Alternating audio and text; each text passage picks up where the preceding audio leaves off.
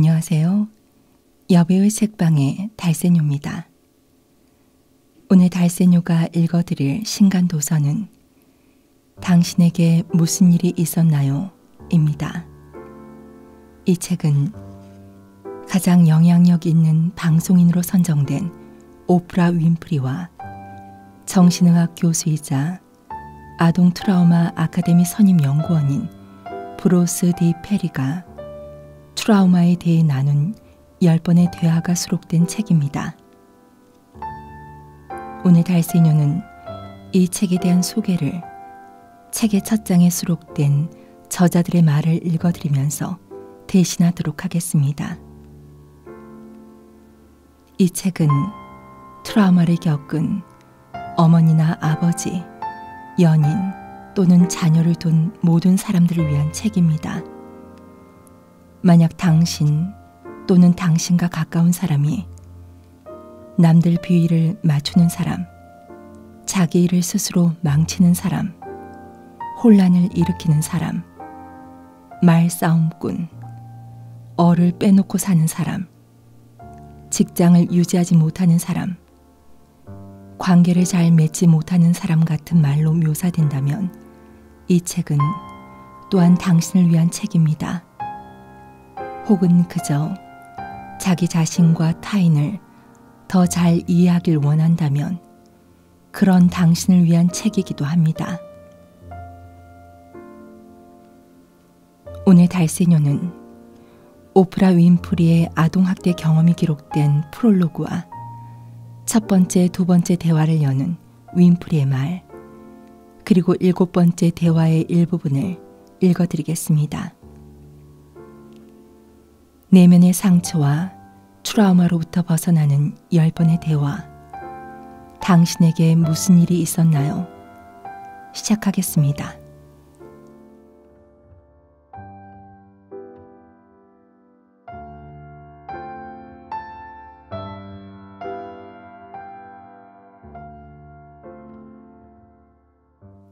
프롤로그. 뚝 그치지 못해. 할머니가 으름장을 놨습니다. 조용히 입 다물고 있는 게 좋을 거야. 제 얼굴은 바짝 굳어졌습니다. 심장도 다름질을 멈췄죠. 전 단 한마디도 새어나가지 않도록 아랫입술을 꽉 깨물었습니다. 내가 이러는 건 다 널 사랑해서야. 할머니는 제 귀에 대고 늘 그렇듯 자기 변명을 읊조렸어요. 어렸을 때 저는 자주 매를 맞았습니다. 당신은 양육자가 체벌로 아이를 훈육하는 것이 용인되던 시절이었죠. 저희 할머니 해티 메이는 그 관행을 순순히 받아들였고요. 그러나 저는 겨우 3살밖에 안 됐음에도 제가 당하는 일이 잘못된 일이라는 걸 알았습니다. 기억나는 가장 심한 매질은 어느 일요일 아침에 벌어졌어요. 교회에 가는 일은 우리 삶에서 중요한 역할을 했죠. 예배를 드리러 출발하기 직전 집 뒤에 있는 우물에 가서 펌프로 물을 길어 올리라는 명령이 저한테 떨어졌어요. 조부모님과 함께 살고 있던 농가에는 실내 배관이 갖춰져 있지 않았거든요. 할머니 문득 창문을 통해 제가 손가락으로 물을 휘젓고 있는 모습을 보고 화가 치밀었습니다. 저는 여느 아이들처럼 그저 순진하게 몽상에 빠져 있었을 뿐이지만 마실 물에 손가락을 집어넣었다는 사실은 할머니를 몹시 화나게 했죠. 할머니는 물을 가지고 장난을 쳤느냐고 물었고 저는 아니요 라고 대답했어요. 할머니는 저를 엎드려 뻗치게 하고 살갗이 부풀어 오를 정도로 심하게 매질을 했습니다. 저는 매를 맞고 나서 흰색 나들이 드레스를 간신히 차려입었죠. 피가 배어나와 빳빳한 천에 핏빛 얼룩이 번졌어요. 그 광경을 보고 또 노발대발한 할머니는 드레스에 피를 묻혔다며 저를 무지막지하게 꾸짖은 다음 주일학교로 보냈습니다. 이런 게 남부 시골에서 흑인 아이들을 기르는 방식이었어요. 제가 아는 사람 중에 매를 맞지 않은 이는 아무도 없었죠. 전 지극히 사소한 이유로 맞았습니다. 물을 쏟았다고, 유리를 깼다고, 조용히 가만히 있지 못한다고. 언젠가 어느 흑인 코미디언이 가장 긴 산책은 내가 맞을 회초리를 가지러 가는 것이라고 말하는 걸 들었어요. 저는 회초리를 가지러 가야 했을 뿐만 아니라 회초리로 쓸만한 게 없을 때는 직접 회초리 할 만한 것을 찾아와야 했어요. 가늘고 어린 가지가 가장 쓸만했지만 또 너무 가늘면 두세 가지를 엮어서 더 튼튼한 회초리로 만들어야 했죠. 할머니는 종종 제게 회초리 엮는 일을 억지로 돕게 했어요. 때로는 한 주 동안 매맞을 거리들을 모아두기도 했죠. 토요일 밤에 제가 간 목욕을 마치고 발가벗은 상태가 될 때까지요. 매를 맞다가 거의 서 있지도 못할 지경이 되면 할머니는 제게 얼굴에서 그 뾰로통함을 싹 지우고 미소를 지으라고 명령했어요. 매맞은 일 따위는 없었다는 듯 묻어버리라고. 이런 일들을 겪고 나니 저는 문제될 일이 일어나고 있을 때 그걸 예리하게 알아차리는 감각이 생겼습니다. 할머니의 목소리가 달라질 때나 저 때문에 기분이 나빠졌음을 의미하는 눈빛을 알아보게 되었죠. 할머니가 못된 사람이었던 건 아니에요. 할머니는 저를 걱정했고 제가 착한 아이가 되기를 바랐던 거라고 믿어요. 그리고 저는 입을 다무는 것 또는 침묵이 체벌과 아픔을 빨리 끝낼 수 있는 유일하고 확실한 방법이란 걸 알고 있었어요. 이후 40년 동안 그 조건화된 순종의 패턴, 깊이 뿌리내린 트라우마가 제가 살면서 맺은 모든 관계와 상호작용, 제가 내린 결정들을 지배했죠. 매맞는 일, 그런 다음 억지로 입을 다물고 조용히 하는 일, 심지어 매를 맞고도 미소까지 지어야 하는 일은 제게 아주 오래가는 여파를 남겼고 그 결과 저는 삶의 대부분을 남들 비위 맞추기에 달인으로 살았습니다. 제가 다른 방식으로 양육되었더라면 경계선을 긋고 자신 있게 안 되라고 말할 줄 알게 되기까지 반평생이나 걸리진 않았을 거예요. 성인이 된 후로는 감사하게도 많은 사람과 지속적이고 다정한 관계를 안정적으로 유지할 수 있었습니다. 그러나 생애 초기에 제 삶에서 중요한 사람들에게 당했던 구타, 정서적 파탄, 끊어진 연결성은 분명 제가 스스로 독립성을 키우는데 도움이 되었습니다. 불굴이라는 시의 강렬한 식구처럼 나는 내 운명의 주인이며 내 영혼의 선장이니까요. 지금도 어린 시절 제가 당했던 것과 같은 취급을 당하면서 자기 인생이 아무 가치도 없다는 믿음을 갖고 자라는 아이들이 수백만 명에 달합니다. 브루스 페리 박사님에게서 그리고 오프라 윈프리 쇼에 나와 용감하게 자기 이야기를 들려준 수천 명에게서 배운 것은 저를 보살펴 주었어야 마땅한 사람들로부터 받은 부당한 취급이 제게 끼친 영향은 엄밀히 말해 감정적인 것만이 아니라는 사실입니다. 그 영향에는 생물학적 반응도 있었죠. 어려서 겪은 학대와 트라우마에도 불구하고 제 뇌는 적응하는 방법들을 찾아냈다는 사실을 페리 박사님과 함께하면서 깨달을 수 있었습니다. 바로 여기에 우리의 경이로운 뇌가 지닌 독특한 적응성에 우리 모두를 위한 희망이 살아있습니다. 앞으로 페리 박사님이 설명해 주겠지만 우리 뇌가 스트레스나 생애 초기의 트라우마에 반응하는 방식을 이해하면 과거에 우리에게 일어났던 일이 어떻게 현재의 우리 존재와 우리가 행동하는 방식과 그 이유를 결정하는지 분명히 알 수 있게 될 겁니다. 이러한 관점의 렌즈를 통해 우리는 자신의 가치에 대한 감각을 새롭게 구축하고 궁극적으로는 환경과 상황과 인간관계에 대한 우리의 태도를 재조정할 수 있습니다. 다시 말해 이 렌즈가 바로 우리 인생의 형태를 바꿀 수 있는 열쇠입니다. 오프라 윈프리. 첫 번째 대화. 뇌가 세계를 파악하는 법. 매년 전 세계에서 1억 3천만 명이 넘는 아기들이 태어납니다. 이 아기들은 각자 다른 특유의 사회적, 경제적, 문화적 환경 속으로 들어서죠. 어떤 아기들은 감사와 기쁨의 환영을 받으며 환희에 찬 부모와 가족의 품속에서 보살핌을 받습니다. 저와 비슷한 또 다른 부류의 아기들은 다른 인생을 꿈꾸었던 젊은 엄마나 가난의 무게에 짓눌린 부부, 학대의 악순환을 영원히 답습하는 분노에 찬 아빠로부터 거부당하는 경험을 합니다.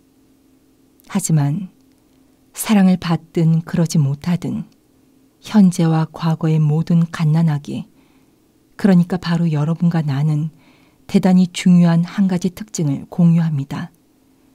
우리가 태어난 환경들 사이에 엄청난 차이가 있다 해도 우리는 누구나 선천적으로 온전성의 감각을 지닌 채 이 세상에 왔다는 점이에요. 우리는 내가 이대로 충분한 존재일까? 나는 가치 있는 존재일까? 내가 자격이 있나? 사랑받을 만한가? 같은 의문을 품고 삶을 시작하진 않죠. 의식이 생긴 최초의 순간에 나는 중요한 사람인가? 라고 질문하는 아기는 단 한 명도 없습니다. 아기들의 세계는 경의의 장소죠. 그러나 최초의 호흡을 하면서부터 이 작은 인간 존재들은 자기를 둘러싼 환경을 파악하려는 노력을 시작합니다. 그들을 양육하고 보살펴 줄 이는 누굴까요? 무엇이 그들에게 위안을 줄까요? 양육자의 난폭한 감정 폭발 때문이든 혹은 그저 위안을 주는 목소리나 다정한 손길이 없어서든 이때부터 삶은 아주 많은 아기들에게 타격을 입히기 시작합니다. 생애 초기의 만남들 속에서 한 인간으로서 우리가 하는 경험들은 서로 다른 여러 갈래로 나뉩니다. 제가 기억하기에 저의 유년기에 항상 깔려있던 감정은 외로움이었어요. 제 어머니와 아버지는 딱 한 번 함께 했습니다. 어머니 버니타가 자란 미시시피주 코시어스코의 집에서 그리 멀지 않은 곳에 있는 오래된 떡갈나무 아래에서였다죠. 아버지 버너는 자신이 어머니의 분홍색 푸들 스커트 밑에 무엇이 있는지 궁금해하지 않았다면 제가 태어나지 않았을 거라고 말하곤 했어요. 그 단 한 번의 만남 후 9달이 지나 제가 이 세상에 도착했죠. 그 순간부터 저는 감지할 수 있었어요. 제가 아무도 원치 않는 존재라는 것을요. 아버지는 어머니가 출생증명서를 보내 아기 옷을 살 돈을 요구할 때까지 저의 존재에 관해서는 알지도 못했습니다. 해티메이 할머니의 집은 아이들의 모습은 눈에 보이지만 아이들의 소리는 들리지 않는 곳이었어요. 할아버지가 지팡이를 휘저으며 저를 쫓던 기억은 뚜렷이 남아있지만 제게 직접 말을 건넨 기억은 전혀 없어요. 할머니가 세상을 떠난 뒤 저는 밀워키로 이주한 어머니와 내슈빌에 살던 아버지 사이를 오가며 지냈어요. 두 사람을 모두 잘 알지 못했기 때문에 부모와의 사이에 강하게 뿌리를 내리거나 연결을 만들려고 애썼지만 쉽지 않았습니다. 어머니는 밀워키 노스쇼어의 폭스포인트에서 주급 $50를 받고 가정부로 일했죠. 어린아이 셋을 키우기 위해 자기가 할 수 있는 일을 한 것이었어요. 아이들을 보살필 시간은 별로 없었죠. 저는 항상 그런 어머니를 귀찮게 하거나 걱정시키지 않으려고 노력했어요. 어머니는 제게 늘 서먹한 거리감만 안겼고 저라는 어린 여자의 욕구에 대해선 냉담한 것 같았어요. 어머니의 모든 에너지는 생계를 유지하고 살아남는 일에 들어갔죠. 전 저 자신이 항상 짐으로 먹여야 할 또 하나의 입으로 느껴졌어요. 사랑받는다고 느꼈던 기억은 거의 없고요. 기억할 수 있는 가장 오래된 시간부터 저는 제가 혼자라는 걸 알고 있었어요.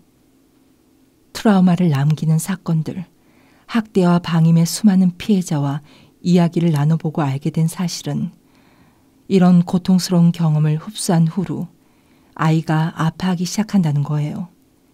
자신이 필요한 존재, 인정받는 존재, 가치 있는 존재라고 느끼고 싶은 갈망이 깊이 자리 잡죠. 자라나는 동안 이 아이들은 자신이 무엇에 대한 자격이 있는지 그 기준을 정하지 못합니다.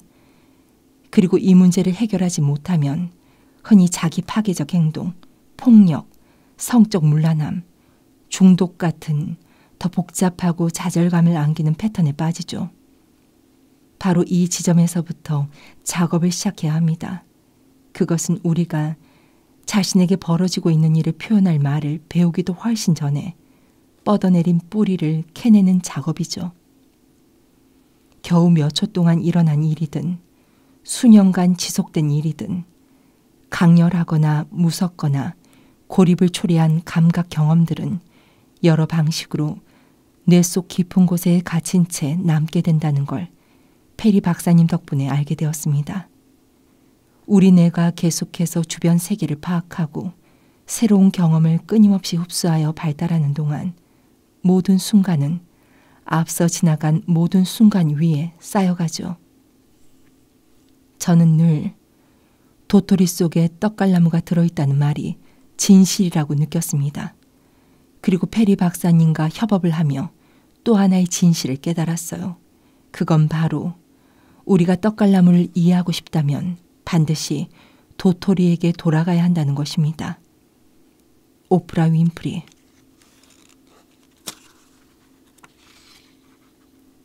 두 번째 대화. 삶을 지탱하는 균형을 찾아서.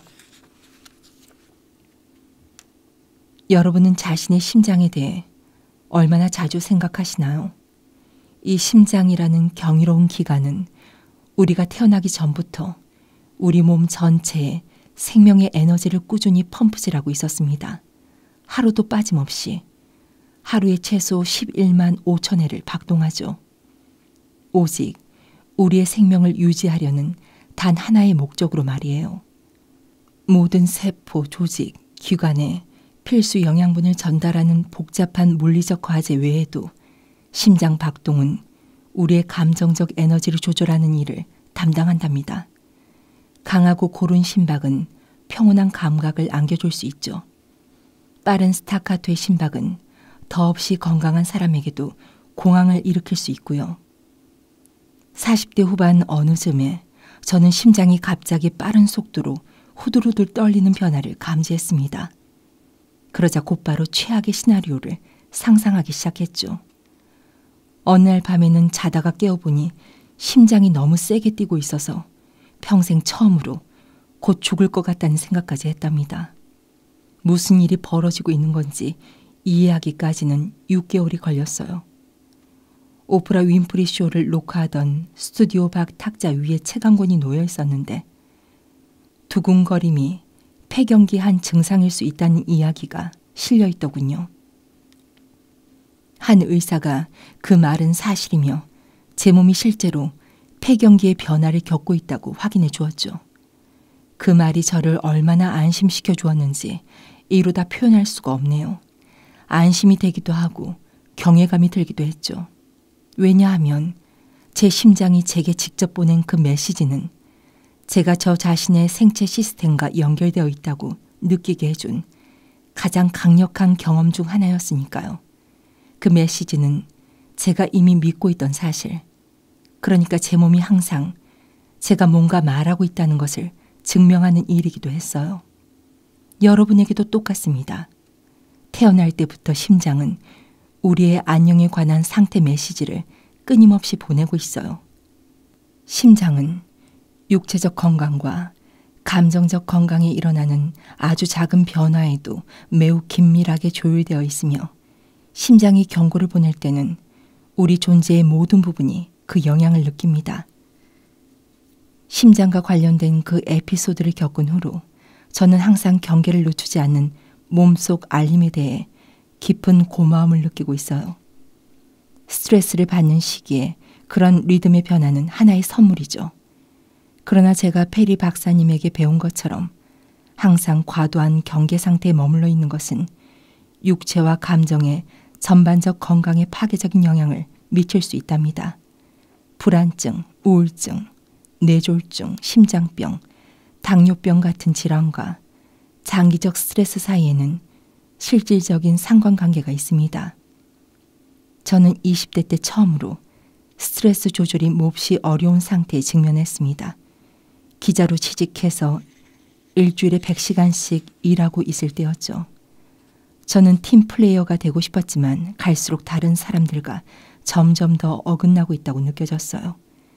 앞에서도 설명했듯이 뿌리 뽑힌 가족, 성적 학대, 지속적인 구타 등 어렸을 때 일어난 트라우마 사건들이 저를 타인을 만족시키는 데 능숙한 사람이 되도록 길들였죠.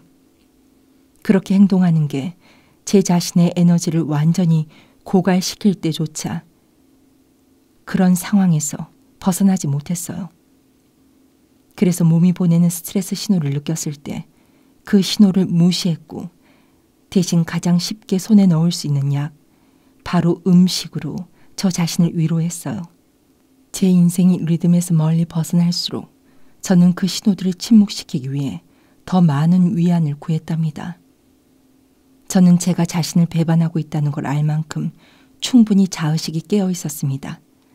제게는 한정된 에너지밖에 없다는 것, 에너지를 아끼고 재충전해야 한다는 것을 알았죠.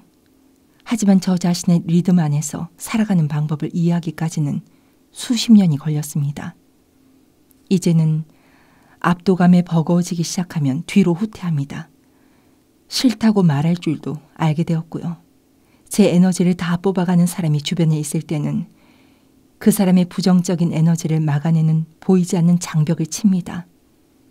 또한 저만의 신성한 공간을 만들었고 일요일은 그저 내가 나로서 존재하도록 허락하는 재생의 시간으로 온전히 떼어놨습니다.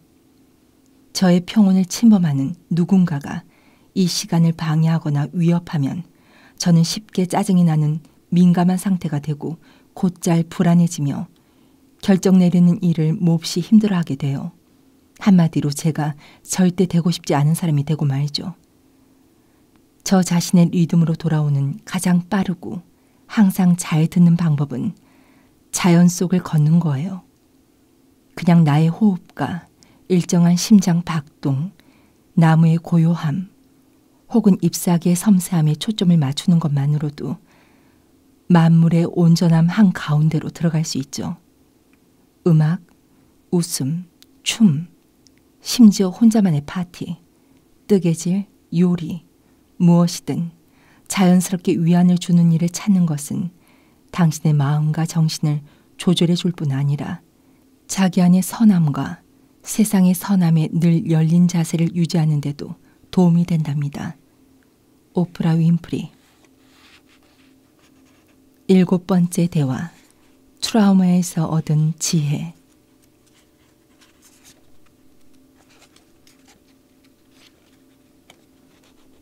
아이들은 회복 탄력성이 좋아요. 이 일을 이겨낼 겁니다. 저는 이 말을 너무 많이 들었습니다. 아직 연기가 피어오르던 세계무역센터 폐허 앞에 서서 한 뉴욕시 공무원에게서 들었고, 웨이코의 다이팟 거주지에 대한 주류, 담배, 화기 및 폭발물 단속국의 급습 후 FBI 요원들과 텍사스주 방위군들과 앉아서 대화를 나눌 때도 들었으며, 어린아이 셋이 목격한 총격 사건 이후 최초로 출동한 담당자들과 함께 사방에 피가 튀어있는 아파트를 둘러볼 때도 들었고, 어느 학교에서, 아니 수십 군데 학교에서 일어난 총격 사건 이후 지역 공무원들과 이야기할 때도 들었습니다. 후렴구처럼 너무나 흔히 반복되는 말이죠. 다행스러운 점은 아이들은 회복 탄력성이 있다는 겁니다. 아이들은 괜찮을 거예요. 우리는 종종 다른 사람이 회복 탄력성이 있을 거라는 믿음을 우리 감정을 보호하는 방패로 사용합니다. 그들의 트라우마 앞에서 우리가 느끼는 불편함, 혼란, 막막함에서 우리 자신을 보호하려는 것이죠. 이는 일종의 외면입니다. 그렇게 하면 우리의 세계관을 무사히 유지할 수 있고 최소한의 혼란만 받아들인 채 우리의 삶을 계속 이어갈 수 있으니까요. 우리는 한 사람이 트라우마나 깊은 슬픔으로 충격을 받을 때 이런 과정이 전개되는 것을 목격합니다. 대개 그들의 가족과 친구, 동료들이 그들에게서 조금 거리를 두고 하나의 궤도를 만들어 돌기 시작하죠. 트라우마가 주는 고통의 막강한 인력을 두려워하면서요. 살펴보러 오는 사람들이 점점 뜸해지고 대화는 점점 더 피상적으로 변하고 상호작용은 점점 더 짧아지죠. 다른 사람들은 자기들의 삶을 계속 살아가는 동안 비탄에 빠지거나 트라우마가 생긴 사람은 점점 더 고립되고 외로워지는 걸 느낍니다. 트라우마 사건 직후 처음 몇 주 동안은 감정의 밑바닥이 찾아오지 않습니다. 그 초기 얼마간은 일반적으로 가족과 친구, 공동체가 다가와 감정적인 지원을 제공하죠. 비축되어 있던 본인의 육체적, 정신적 에너지도 도움이 되고 해리의 힘에도 의지할 수 있습니다. 개인마다 경험이 다르긴 하지만 6달쯤 지나면 감정이 바닥을 치기 시작합니다. 그렇게 바닥을 훑고 다니다가 기념일과 환기 신호들과 치유의 기회들이 오고 감에 따라 기분이 솟아올랐다 가라앉았다 하죠. 어떤 사람들은 계속 올라가지만 어떤 사람들은 익사하기도 합니다. 그러나 예전과 똑같이 지내는 사람은 아무도 없습니다. 전쟁과 기아, 자연재해, 학교 총격 사건, 노예제 같은 세대를 넘어 영향을 미치는 대규모 트라우마나 공동체의 트라우마에 직면할 때도 우리는 똑같은 합리화와 외면을 목격합니다. 특권층은 그 고통에서 시선을 돌려버립니다. 체계적인 인종차별 앞에서 우리는 그들이 얼마나 많이 좋아졌는지 보라고 말합니다. 문화적 집단 학살 앞에서는 그들은 동화될 필요가 있다라고 말하죠. 트라우마 앞에서는 그들에게 회복 탄력성이 있다는 건 정말 큰 다행이 아닌가라고 말하죠. 타자를 만들어내는 건 너무 쉽습니다. 우리와 그들을 나누는 일은 우리의 신경망 속에 깊이 새겨져 있죠. 바로 그것이 우리의 연결성을 양날의 칼로 만듭니다. 우리는 우리가 소속된 집단에는 강력히 연결되어 있지만 다른 집단에게는 그렇지 않죠. 우린 제한된 자원을 차지하려고 그들과 경쟁합니다. 트라우마가 한 집단 혹은 공동체에 영향을 미칠 때 그 사건에는 하나의 진앙지가 존재합니다. 상실과 고통에서 가장 큰 영향을 받은 사람들 말입니다. 그 진앙지에는 즉각적인 관심과 에너지와 자원이 집중적으로 동원됩니다. 사람들이 몰려와 돕습니다. 하지만 이때의 도움은 흔히 부적절한 시간에 무질서한 방식으로 거의 항상 트라우마에는 무지한 채로 제공됩니다. 첫 몇 주 동안 수천 명의 자원봉사자가 자기 시간을 내어줍니다. 6달이 지나면 그런 자원봉사자는 아무도 남지 않죠. 처음에 돕고자 했던 동력, 트라우마가 가져온 강력한 상실감이 빠져나가기 시작하면서 사람들도 떠나가 버려요. 피해를 입은 학교나 마을도 자신들이 트라우마의 희생자로 인식되길 원하지 않습니다. 건강하게 번성하는 곳으로 보이고 싶어 하죠. 사람들은 트라우마 이야기를 듣는데 지쳐가고 치유와 희망을 이야기하고 싶어 합니다. 바로 이럴 때 뭔가 하려는 선의의 노력들이 들어오기 시작합니다. 강인함을 외치는 슬로건이 적힌 티셔츠, 아직도 멍해 있는 아이들을 위한 테디베어, 풋볼 경기에서는 한 아이의 죽음을 애도하는 부모들에게 경의를 표합니다. 이 어색하고 친절한 제스처들은 돕고자 하는 시도인 동시에 자신들의 막막함을 지우고자 하는 시도입니다. 트라우마가 일어난 후 사람들이 가장 받아들이지 못하는 것은 그 무엇도 그 누구도 그 고통을 제거해 줄 수 없다는 사실입니다. 그런데도 바로 그 일, 고통을 없애주려는 것이 우리가 필사적으로 원하는 일이죠.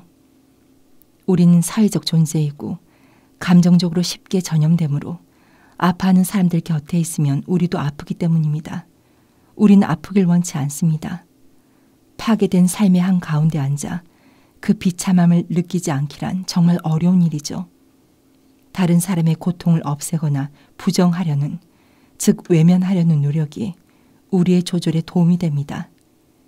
그래서 우리는 사람들의 내면에는 회복 탄력성이 있다고 자의적으로 단정합니다. 트라우마에 휩쓸린 아이들을 주변화하는 일을 허용하는 무차별적인 선언을 하는 것입니다. 그들의 비극에서 관심의 초점을 거두고 그들은 괜찮아질 거라고 우리 자신을 다독이며 우리의 삶을 이어갑니다. 하지만 앞으로 대화를 나누며 계속 확인하게 되겠지만 트라우마의 영향은 그저 희미해지다가 사라지는 것이 아닙니다. 우린 서로의 치유를 도울 수 있습니다. 하지만 회복 탄력성이나 투지에 관한 어설픈 가정들이 종종 우리의 눈을 가려 치유란 고통스러운 길을 통과해서야 결국 지혜에 다다르게 되는 일임을 알아보지 못하게 만듭니다. 브루스 디 페리. 트라우마의 불가역성. 오프라. 박사님이 해준 이야기 중에서 제게 가장 깊은 생각을 자극했던 것은 아이들은 회복 탄력성을 갖고 태어나는 것이 아니라 유연하게 태어나는 것이라는 말이었어요. 그 차이를 설명해 주시겠어요? 페리 박사. 작은 고무공 하나를 꼭 쥐거나 구부리거나 온갖 방식으로 힘을 가해도 결국엔 원래 공 모양으로 돌아가죠. 이 고무공은 원래대로 돌아오는 탄력성이 있는 겁니다. 사람들이 트라우마를 겪고 난 아이들에게 회복 탄력성이 있다고 말할 때 그들이 의미하는 건 바로 그런 탄력성이에요. 아이들은 트라우마의 스트레스를 경험하더라도 어떤 식으로든 마치 마법처럼 아무 영향도 받지 않을 거라는 자신들의 희망사항을 덮어놓고 믿어버리는 겁니다. 그 아이들이 아무런 변화 없이 이전과 같은 수준의 정서적, 육체적, 사회적, 인지적 건강으로 돌아갈 수 있을 것처럼 말이죠. 하지만 우리가 이 책 전체에 걸쳐 이야기해 왔듯이 한마디로 사람은 그런 식으로 작동하지 않습니다. 우리는 항상 변하고 있어요. 좋은 것이든 나쁜 것이든 우리가 한 모든 경험이 우리를 변하게 합니다. 이는 우리 뇌가 변할 수 있기 때문입니다. 유연하기 때문이죠. 뇌는 항상 변화하고 있습니다. 철제 옷걸이를 생각해 보세요. 가령 배수관에 빠진 뭔가를 건져내야 한다면 철제 옷걸이가 제일 유용한 도구죠. 옷걸이에 힘을 가해서 원하는 모양으로 만듭니다. 이 옷걸이는 유연하죠. 그걸로 볼일을 봤으면 이제 다시 힘을 가해 원래의 모양으로 돌려놓으려 시도할 수 있습니다. 하지만 옷걸이 구부리기에 아무리 능숙한 사람이라도 정확하게 처음과 똑같이 만들지 못하죠. 굽혔던 자리에는 약한 지점들이 생겼을 겁니다. 같은 자리를 계속 굽혔다 펴기를 반복한다면 결국 옷걸이는 끊어질 겁니다. 앞에서도 우리는 회복 탄력성에 관해 이야기했습니다. 어떤 도전에 직면하거나 심지어 트라우마를 겪었을 때도 어린이와 어른 모두 우리 분야에서 쓰는 표현으로 회복 탄력성을 보이는 것이 사실입니다. 우리는 회복 탄력성을 발휘할 수 있고 앞서 말했듯이 회복 탄력성을 키울 수도 있습니다. 그러나 여기서 말하는 회복 탄력성은 고무공의 탄력성과는 다릅니다. 또한 무조건 존재하는 아동계 속성도 아니고요. 트라우마 이후에 원래의 기본 수준으로 돌아갈 수 있는 역량은 여러 요인의 영향을 받으며 그중 가장 기본적인 요인은 연결성입니다. 오프라. 그러니까 나이와는 상관없이 트라우마에서 아무 상처도 받지 않는 사람은 아무도 없다는 말씀이신가요? 그리고 일단 트라우마가 발생했다면 이전과 똑같아지는 것은 불가능한 일이고요. 페리 박사. 네, 어느 정도는 그렇다고 할 수 있겠네요. 다시 한번 명백히 해두자면 회복 탄력성은 심리 분야에서 사용하는 개념이 맞습니다. 그러나 트라우마를 경험한 사람의 생물학적 상태를 유전자 발현 수준의 가장 작은 단계까지 꼼꼼히 들여다보면 트라우마는 어떤 식으로든 모든 것을 변화시킨다는 걸 알 수 있습니다. 그 사람이 실제 삶에서는 어떤 뚜렷한 문제도 보이지 않거나 회복 탄력성을 보여줄 때조차 그런 생물학적 변화들은 분명히 일어나고 있습니다. 예를 들어 어떤 아이가 학교 생활을 계속 잘해나갈 수 있지만 그러기 위해서는 예전보다 훨씬 많은 에너지와 노력이 필요할 수 있죠. 또는 아이가 이전의 정서적 기능 수준으로는 되돌아갈 수 있었다고 하더라도 그 아이의 신경 내분비계에 생긴 변화가 당뇨병 발병 가능성을 높였을 수 있고요. 이는 사실 AC 연구가 증명한 사실입니다. 역경은 발달 중인 아이에게 영향을 미친다는 것. 더도 말고 덜도 말고 딱 그것입니다. 그 영향이 어떤 것일지, 언제 겉으로 드러나게 될지, 그 영향의 충격을 어떻게 완화시킬 수 있을지, 이런 질문들에 대해서는 항상 답할 수 있는 건 아닙니다. 하지만 발달기 트라우마가 언제나 우리의 몸과 뇌에 영향을 미친다는 것은 분명한 사실입니다.